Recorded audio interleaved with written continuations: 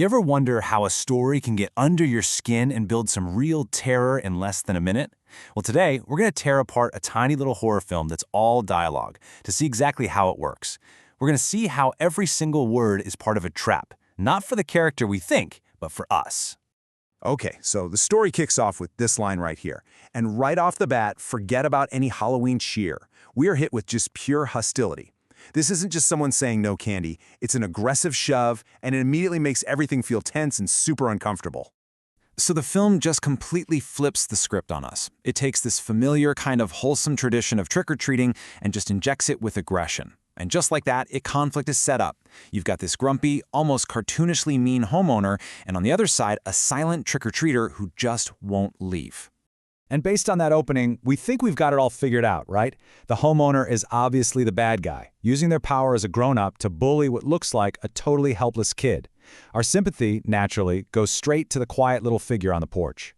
But it doesn't just stop at being rude. Oh no, it gets way more calculated. This becomes a psychological game. The homeowner isn't happy just turning the kid away. They want to drag this out. They want to make this hurt. So after telling the trick-or-treater to get lost, the homeowner opens the door again, but only to dangle the idea of a treat. Now, this is not a change of heart. This is move number one in a really cruel game, and it's all designed to make the disappointment sting that much more. And you can just hear the twisted delight in the homeowner's voice here, that drawn-out really, really, really. That's not just about how much they want the candy, it's about how much they are enjoying the power they have over this child. This line pretty much cements them as the villain in our heads. So after that little bit of taunting, the homeowner seems to soften up. They apologize, they offer to go get a different candy, but the way they say it, the words they choose, it's a huge red flag that something is just not right here. We're being led right into a trap. A real candy? Why say that?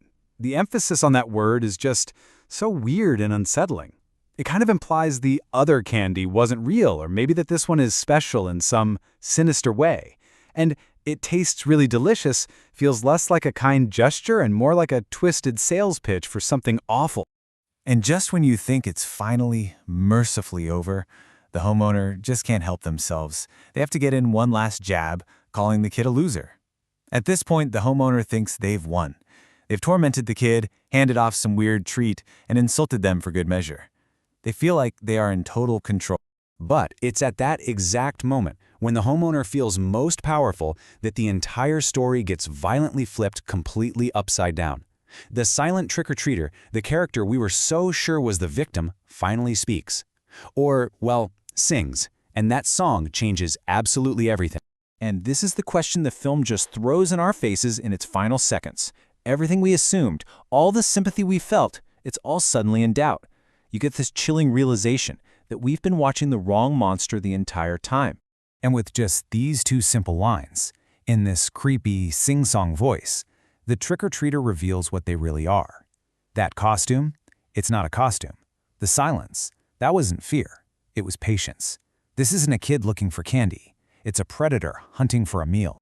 This reveal, it's not just a scary twist at the end. It completely reframes the whole story we just watched. That power dynamic we thought we understood, it's shattered. In an instant, the roles of the hunter and the hunted are completely swapped. So let's just break this down.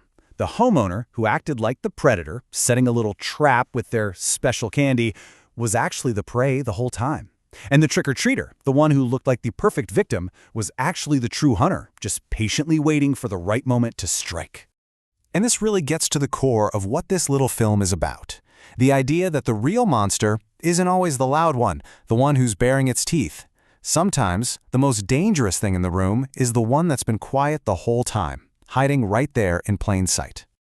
The genius of this story is all in the misdirection.